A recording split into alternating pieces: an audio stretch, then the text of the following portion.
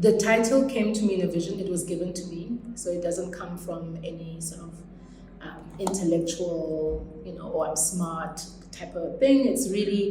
It was a gift from my ancestors and the ancestors here, because there are, ancestors and spirits here. And I'm of the notion that this is what Liverpool wanted me to tell. This is the narrative it wanted to share, and it guided me through how to share it. So I was standing at the docks close to Tate, and it was very cold. It was my first visit to Liverpool. It was super cold. I was dressed very warmly, all the thermals, and then I still had long hair. The wind here in winter is so cold that it traveled through all of those layers and onto my bone. And I was standing there and I was just like, imagining, people who were enslaved and my ancestors being brought here, like from the tropics, from different places, and other people who were enslaved in other regions of the world, who come from like warmer weathers, like different sort of texture. How this wind, hit their bones. And I thought about this because I was like, I made a conscious decision to accept an invitation to come here. How does the same wind hit the bone when you have been dragged, extracted, violated, and bonded into a slave, into a boat, packed like sardines, and land here? I can't imagine how that wind felt in that bone, right? I can't imagine like how does a cold wind feel on the bone when you are moving through duress, through violence, to being traumatized. And then I was having a conversation with the wind. I was like, so you tell me. The other part is having a conversation with Jean-Francois, who was a curator at the International Slavery Museum, and he's the one who directed me towards the wind. It's like, people when they talk about colonialism and talk about merchant, or the transatlantic, never focus on the wind. The reason why Liverpool was so successful is because of the wind, because as a sailor, you are dependent on the force of the wind, the direction of the wind when you leave your harbor. And because of how the wind moves here, that, assisted in their navigation. So now I was sitting there, I was like, I can't believe I have to sit and have this conversation with a natural element and ask it like, why? Why did you choose to accompany and be an accomplice in this? And so as I was standing at the docks, this is the questions I was having and experiencing this wind.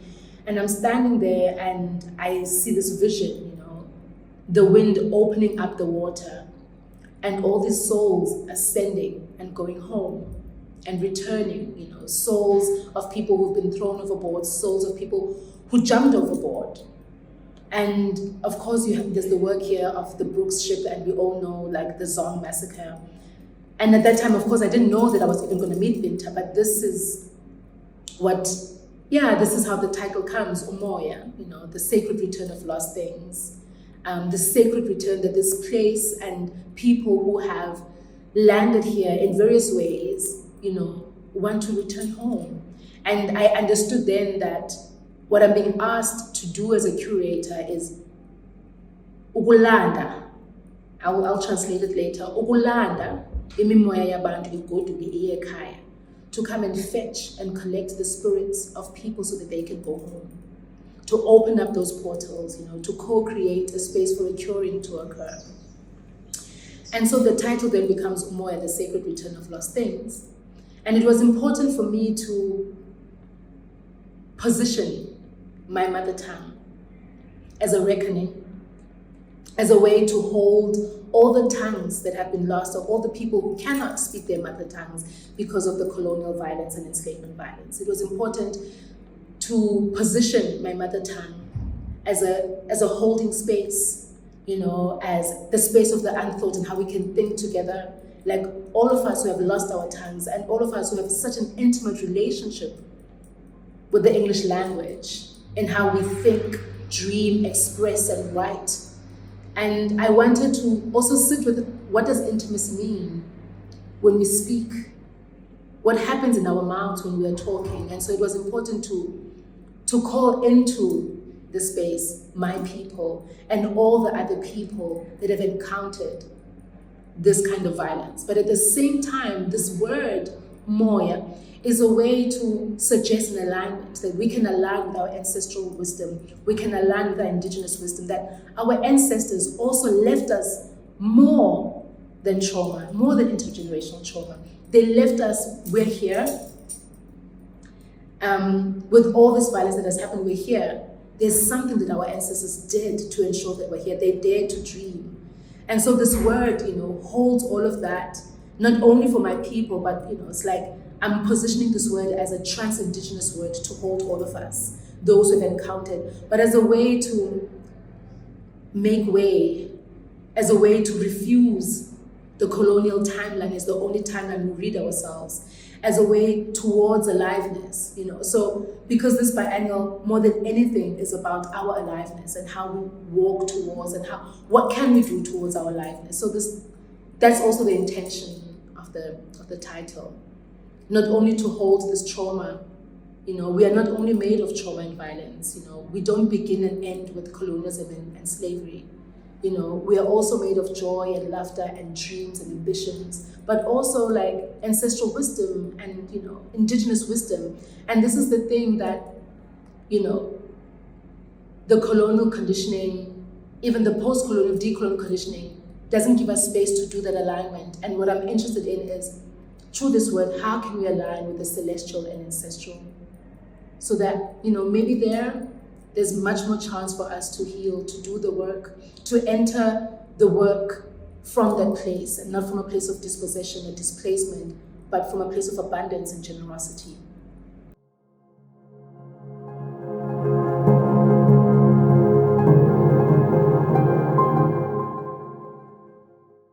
I think, I have to say that it's a co-created space, My practice as a curator is embedded in listening, having to listen to the space, the people, having to listen to how the artists articulate their practice. So I really come into any studio visit as an unknowing person. I have no assumption that I know an artist's practice or how to contain it or how to expand it.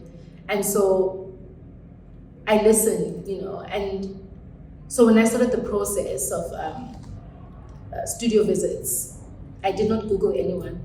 I did not do any, media search. I asked people. I had a briefing for research, and I approached people. I was like, "This is my research. This is what I'm interested in. What I'm interested in is geographical locations that have encountered colonialism and slavery. Wherever the British have went, that's what I'm interested in. And in those places, I'm interested in how writers, philosophers, artists, music makers are using their practice to create emancipated practices that allow them to imagine themselves into existence. That's what I'm interested in. And I'm interested in Black, brown, queer people within the queer spectrum. And so with all the organizations that I was meeting beyond the UK and even here, that was my, and then I shared this document and then said, suggest people that you think, And then from there, because those organizations and those people trusted me to listen to me and went and searched for people to suggest to me. So my response was to trust back and honor that by speaking to every person and reaching out to every person they suggested. And then not Googling. And so when I would meet an artist, I didn't know what they looked like. I didn't know what their practice was actually about, because I really wanted the artist to tell me, that the first point of contact is for the artist to walk me through their practice and how they see it. Not an art historian, not another curator, not a review, but really to tell me, because I don't know. Tell me what you're about and how do you position yourself? And I think because of that practice, I just kept it, as a thread, even with the institutions I was meeting, I was like, tell me about your institution. What do you do? What do you want to hold here? What kind of work are you interested in? Because it doesn't make sense to put a work in a space that doesn't know how to care for it. And for me, that's important, care. How do we care for these artists as people? How do we care for the artists as artists? How do we care for the narratives they come with? How do we care for the objects they make?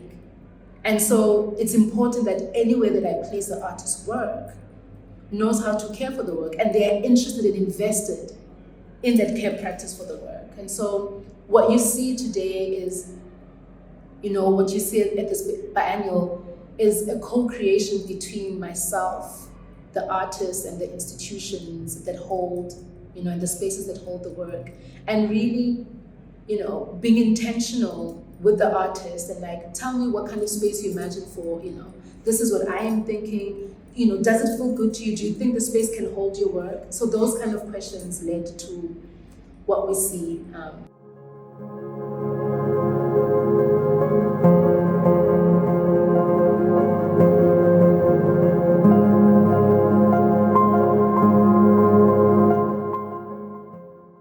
We have, in this biennial, 3 moments public program. So this one, which is called the Opening Door. And this public program is more centered around artists who use their body as the site, as the beginning point. And it's all Black and brown and queer bodies, because I felt it's quite important to create that space of artists that utilize their own bodies as the site of interrogation, as the site of investigation, as the starting point to think and position and interrogate where they are and what is happening. And some of it is happening here at the Tobacco Warehouse, and we have one that will happen around the water, and then one is happening in the city center at the bumped out church. So quite public, very open. And then then we have the second one called the Middle Passage. And the Middle Passage is looking at the transatlantic slave trade, going into the water, looking at the water as a site, as a geographical location where we can gather where the wounding has happened, but also we know we use like ocean water for cleansing, for burial, for many other things. So how do we go back into the Middle Passage and move through that woundedness, searching for the medicine, that the medicine actually might be back there.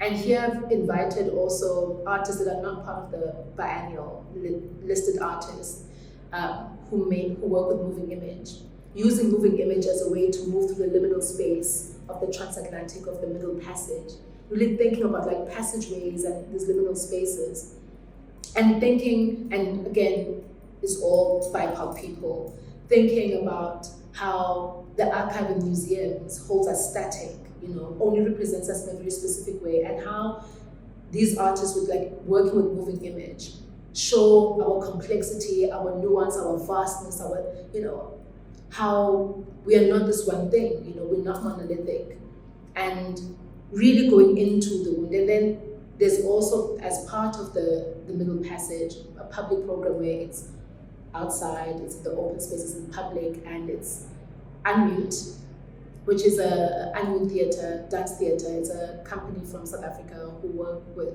able-bodied people and disabled dancers, and that will be in public. And they are currently doing in the course of the next 4 weeks, working with artists here who are disabled and sort of doing workshops around movement, and then they will create this collaborative piece that then is shown out in public.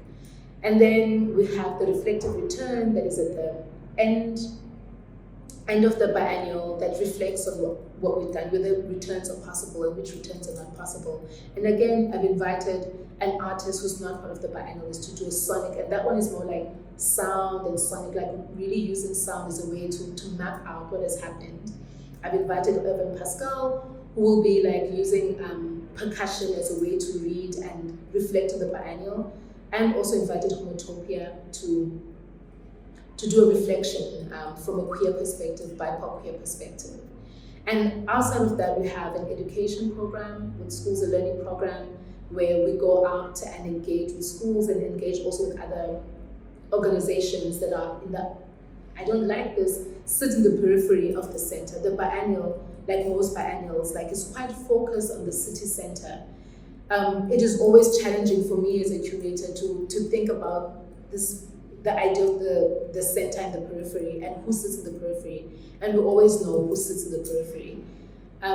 That sort of, and then we have also online stuff. One of the artists, Katitu, will be online. Her work is online. We'll be sharing a lot of the workshop series that Anit is doing online. The documentation of Lauren's work, that is showing today will also be online. So there's also like an online activity. So thinking of the publics much broader as well. And then because we also have all these public sculptures all around the city that also like, people can encounter like or happen to see a work. And might be curious, I mean, when I've walked around the city at sunset in just mapping out the public sculptures, I've had so many interesting conversations with people who are jogging and they see and they stop and they're like, what's happening here? Do you know what's happening? And so I think, and I really enjoyed that kind of work because my background as an artist, where I started was in public space, curating public art festivals. So it's always dear to me to put things out in public where, it is outside of the white wall or the black box or the white cube.